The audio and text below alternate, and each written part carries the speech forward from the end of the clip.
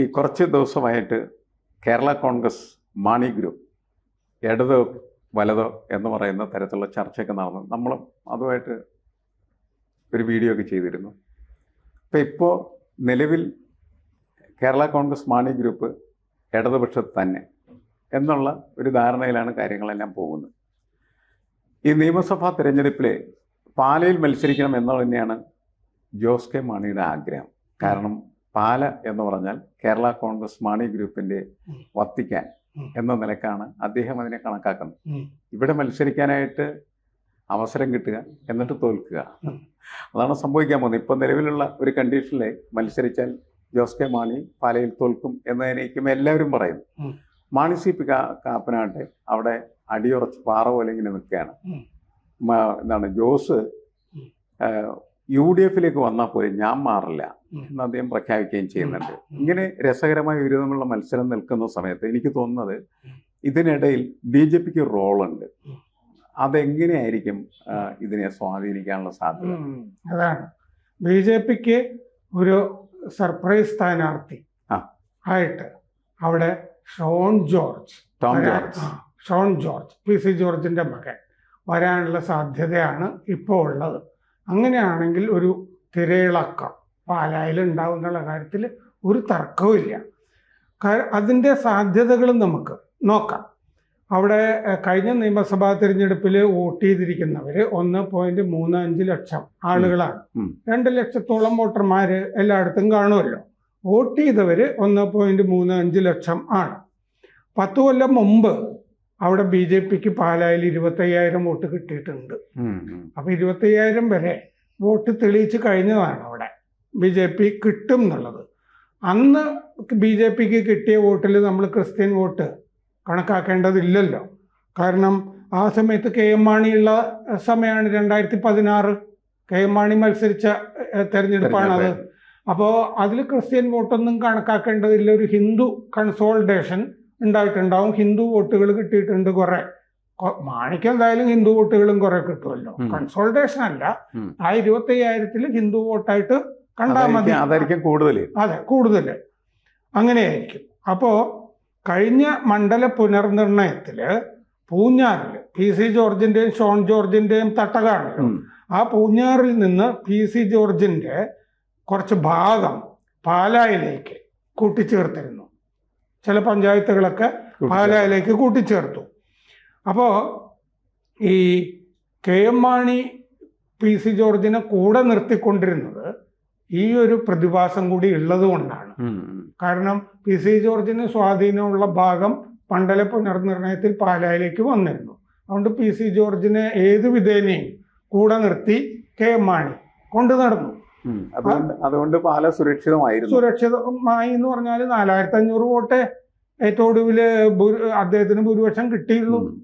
അപ്പോ എന്നിട്ടും മാണിക്ക് ഈ പറഞ്ഞ പോലെ 4,700 വോട്ട് മാത്രമാണ് ഈ 10 കൊല്ലം മുമ്പ് 2016 ഭൂരിപക്ഷം കിട്ടിയിരിക്കുന്നത്. എന്ന് പറഞ്ഞാൽ തിൻ മെജോറിറ്റിയിലാണ് കാപ്പാനായ KM മാണി തന്നെ അവിടെ പരിഭ്രമിച്ചു പോയത്. അപ്പോൾ ഒരു ത്രികോണ മത്സരം ആണല്ലോ വരിക. ഷോൺ ജോർജ് വരുമ്പോൾ ഒരു പ്രധാനപ്പെട്ട മത്സരം വരുന്നു. അങ്ങനെയാണെങ്കിൽ ഒരു 45,000 വോട്ട് 50,000 വോട്ടൊക്കെ കിട്ടിയാൽ ജയിക്കാവുന്നതാണല്ലോ. അതനുസരിച്ചിട്ട് മറ്റുള്ളവരുടെ വോട്ട് കുറയുകയും ചെയ്യുമല്ലോ, മറ്റേ 2 പേരുടെ. അപ്പോൾ BJP ഒരു 15,000 വോട്ട് ഒക്കെ നേരത്തെയിലേക്ക് കൂട്ടിച്ചേർക്കാൻ കഴിയുമോ എന്നുള്ളതാണ് ഈ ഷോൺ ജോർജിന്റെ മുമ്പിൽ വരുന്ന വെല്ലുവിളി. അത്രയും കിട്ടുമോ എന്നുള്ളതാണ്. അത് സാധ്യമാണ് എന്ന് നമുക്ക് കരുതേണ്ടി വരും. കാരണം ഈ പറഞ്ഞ നേരത്തെ ഒരു 25,000 വോട്ടുണ്ട്, ഒരു 10,000 അല്ലാതെ വരും. പിന്നെ പുതിയ കാലഘട്ടത്തിൽ ഈ ഷോൺ ജോർജും അതേപോലെ തന്നെ PC ജോർജ് കൂടി ഒക്കെ ഉണ്ടാക്കിയിരിക്കുന്നു. മാണി സി കാപ്പന് PC ജോർജ് കൊടുത്ത വോട്ടില്ലേ ഒക്കെ ഷോൺ ജോർജിലേക്ക് വരും എന്നുള്ളതാണ്. അപ്പോൾ കഴിഞ്ഞ അസംബ്ലി തെരഞ്ഞെടുപ്പിൽ BJPയുടെ വോട്ട് കഴിഞ്ഞ നിയമസഭാ തെരഞ്ഞെടുപ്പിൽ പ്രമീള ദേവിയാണ് നിന്നിരുന്നത്. അവരുടെ സ്ഥലമല്ല അത്, അവർ വാഴൂരാണെന്നാണ് എൻ്റെ ഓർമ്മ. അപ്പോൾ സ്ഥാനാർത്ഥി മോശമൊന്നുമില്ലെങ്കിലും BJPക്ക് 11,000 വോട്ടേ കിട്ടിയുള്ളൂ. ആ 25,000 നേരെ കീഴ്പോട്ട് 11,000 വോട്ടായി. അപ്പോൾ അത് ഈ ജോസ് മാണിയോടുള്ള കടുത്ത എതിർപ്പ് കൊണ്ട് എല്ലാവരും മാണി സി കാപ്പന് വോട്ട് ചെയ്യാം എന്ന് വിചാരിച്ചത് കൊണ്ട് കൂടി ആകണം ബി ജെ പിക്കാരും ചിലപ്പോൾ മാണി സി കാപ്പന് വോട്ട് ചെയ്തിട്ടുണ്ടാവാം എന്ന് വേണം കരുതാൻ ഈ വോട്ട് നിലവെച്ച് നോക്കുമ്പോൾ. അപ്പൊ കാപ്പന് കഴിഞ്ഞ തവണത്തെ ആ ഒരു എഡ്ജ് ഷോൺ ജോർജ് വരുമ്പോൾ കിട്ടണം എന്നില്ലല്ലോ, അത് നഷ്ടപ്പെടുമല്ലോ ഇതുപോലത്തെ ഒരു ക്രിസ്ത്യൻ സ്ഥാനാർത്ഥി വരുമ്പോൾ. അപ്പോൾ യു ഡി എഫിന് അവിടെ ഒരു കൺസോളിഡേഷൻ നടന്നാൽ വലിയ തരംഗം ഒക്കെ ആയാലേ മാണി സി കാപ്പന് വലിയൊരു രക്ഷപ്പെട്ടു പോകാൻ പറ്റുള്ളൂ. അപ്പോൾ പൂഞ്ഞാറിൽ നിന്ന് കൂട്ടിച്ചേർത്ത പഞ്ചായത്തും ഒക്കെ ആ പി സി ജോർജിന്റെ വോട്ടും ഒക്കെ കാപ്പന് കിട്ടിയത് ഇനി ഷോൺ ജോർജിന് കിട്ടുമല്ലോ. പി സി ജോർജ് കാപ്പന് കൊടുത്താൽ, അതായത് ചുരുക്കത്തിൽ നമ്മൾ ഈ ഒരു ഡാറ്റ വെച്ച് അനലൈസ് ചെയ്താൽ വേണമെങ്കിൽ ഷോൺ ജോർജിന് ജയിക്കാവുന്നതാണ്. അപ്പോൾ 2021 പ്രമീള ദേവിക്ക് 10,869 വോട്ട്, അത് 6.33% മാത്രമായിരുന്നു. 6.33% മുൻ തെരഞ്ഞെടുപ്പിനേക്കാൾ കുറഞ്ഞു. 7.85% അവർക്ക് ആകെ കിട്ടിയ വോട്ട് ബി ജെ പിക്ക്. അത് കുറഞ്ഞാണ്. മാണി കാപ്പന് 69,804 വോട്ട് കിട്ടി, 50.43%. വലിയ വിജയമായിരുന്നു, 50ന്റെ മുകളിൽ കിട്ടിയല്ലോ. 7.99% കൂടുതലായിരുന്നു മുൻ തെരഞ്ഞെടുപ്പിനേക്കാൾ. അത്രയും വെറുപ്പ് ജോസ് മാണിയോട് ജനത്തിന് ഉണ്ടായിരുന്നു എന്നർത്ഥം. ജോസ് മാണിക്ക് 39.32% ആണ് കിട്ടിയത്. മുമ്പത്തേക്കാൾ 3.92% വോട്ട് കുറവായിരുന്നു കേരള കോൺഗ്രസിന്. 2019 ഒരു ഉപതെരഞ്ഞെടുപ്പ് നടന്നു അവിടെ മാണി സാറിൻ്റെ മരണത്തിനൊക്കെ ശേഷം. അപ്പോൾ മാണിക്കാപ്പന് 42.55% കിട്ടി. ജോസ് മാണി ഗ്രൂപ്പിന്റെ സ്ഥാനാർത്ഥി ജോസ് ടോം പുലിക്കുന്നേൽ അറിയപ്പെടുന്ന കുടുംബമാണല്ലോ. അതിൽ നിന്ന് ജോസ് ടോം പുലിക്കുന്നേൽ നിന്നപ്പോൾ 40.24% കിട്ടിയത്. മാണി സി കാപ്പൻ ജയിച്ചു. എൻ ഹരി ബി ജെ പിയുടെ 14.18% പിടിച്ചു. ഈ എൻ ഹരിക്ക് തന്നെയാണ് 2016 25,000 കിട്ടിയിരിക്കുന്നത്. ആ കണക്ക് പറയാം. 2016 കെ എം മാണിക്ക് 42.13%, മാണി കാപ്പന് 38.78%, എൻ ഹരിക്ക് 17.7%. അതാണ് ബി ജെ പിയുടെ ഏറ്റവും ഉയർന്ന ശതമാനം അവിടെ. അന്ന് 17.76% എൻ ഹരിക്ക് കിട്ടുമ്പോൾ അത് മുമ്പ് കിട്ടിയതിനേക്കാൾ ബി ജെ പിക്ക് 12.66% കൂടുതലായിരുന്നു. അപ്പൊ അങ്ങനെ വോട്ട് കൂട്ടാനും ബി ജെ പിക്ക് അവിടെ സ്കോപ്പുണ്ട്. ഈ ഹിന്ദു വോട്ടുകൾക്ക് പുറമെ ക്രിസ്ത്യൻ വോട്ട് കൂടി ഷോൺ ജോർജിന് കിട്ടിയാൽ മതി. അപ്പൊ ഹരിക്ക് 24,821 വോട്ടായിരുന്നു, 17.76% എന്ന് പറയുമ്പോൾ. ഇതാണ് ഇതിന്റെ ഡാറ്റ. പാലാ മണ്ഡലത്തിനെ പറ്റി ഈ റിവീലിംഗ് ആയ ഒരു ഡാറ്റയാണല്ലോ ഇത്.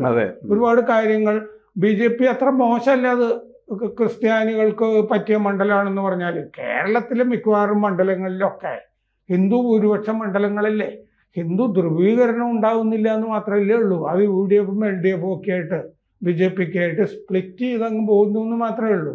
അതുകൊണ്ട് പാലായിൽ സൈസബിൾ ഹിന്ദു വോട്ടുകളുണ്ട്. ബി ജെ പി ഇത് മുഴുവൻ സമാഹരിക്കുന്നതിൻ്റെ കൂടെ പി സി ജോർജിൻ്റെ പൂഞ്ഞാർ വോട്ടുകൾ ഇല്ലേ, അതും ക്രിസ്ത്യൻ വോട്ടുകളും ഒക്കെ ജോസ് മാണി വിരുദ്ധ വോട്ടുകളും എല്ലാം കൂടി ഷോൺ ജോർജിലേക്ക് വന്നാൽ സാധ്യത തള്ളിക്കളയാൻ പറ്റില്ല. ശരിയല്ലേ? അത് ഈ പുളിക്കക്കണ്ടം ഫാമിലി ഉണ്ട്, അതെ, ബിനു പുളിക്കക്കണ്ടം, അവരുടെ ഒരു ആക്ടിവിറ്റി ശക്തമായിട്ടുള്ള രീതിയിൽ ബി ജെ പിയിലെ ഉണ്ടായാൽ എനിക്ക് തോന്നുന്നു അച്ചായന്മാരെ പോലും വെല്ലുവിളിക്കാൻ പറ്റുന്ന, കാരണം അവര് നായർ കുടുംബമാണ്. ബിനു പുളിക്കക്കണ്ടം എന്ന് പറയുന്നത് 3 പേര് ഇത്തവണ അവരുടെ കുടുംബ ബന്ധങ്ങളും അതേപോലെ തന്നെ അവർക്ക് സ്വാംശീകരിക്കാൻ കഴിഞ്ഞ വോട്ടുകളൊക്കെ വേണമെങ്കിൽ ബി ജെ പിയിലേക്ക് ഡൈവേർട്ട് ചെയ്യാൻ പറ്റുന്നതാണല്ലോ. അതെ, അങ്ങനത്തെ ഒരു പൊസിഷൻ ഉണ്ടല്ലോ ശരിക്കും. അതെ, കാരണം ഈ പുളിക്കക്കണ്ടത്തിൻ്റെ ഇളയ സഹോദരൻ സുരേഷ് ഗോപിയുടെ പ്രവർത്തനത്തിന് തൃശ്ശൂരുണ്ടായിരുന്നതെന്ന് മാത്രമല്ല നിരന്തരം സുരേഷ് ഗോപിയായിട്ട് ബന്ധം പുലർത്തുന്ന ഒരാൾ കൂടിയാണ്.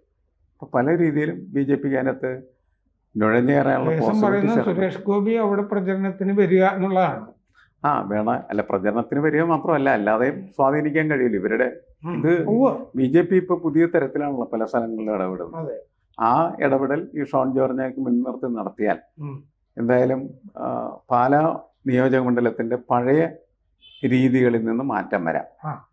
ആര് ജയിക്കും എന്നും നമുക്ക് പ്രവചിക്കുന്നതിൽ കഥയില്ല. എന്തായാലും ഈ കത്തോലിക്കന്മാരുടെ ഒക്കെ ഒരു സ്ഥലമാണല്ലോ. അപ്പോ സഭ എന്തായാലും ജോസ് മാണിയുടെ കൂടെ ഇല്ല എന്നല്ലേ തെരഞ്ഞെടുപ്പ് തെളിയിച്ചത്. മാണിക്കാപ്പൻ ജയിക്കുമ്പോ സഭ ഇപ്പോഴും ജോസ് മാണിയോട് അതേ നിലപാടല്ലേ അടുത്ത തെരഞ്ഞെടുപ്പിലും പുലർത്തുള്ളൂ.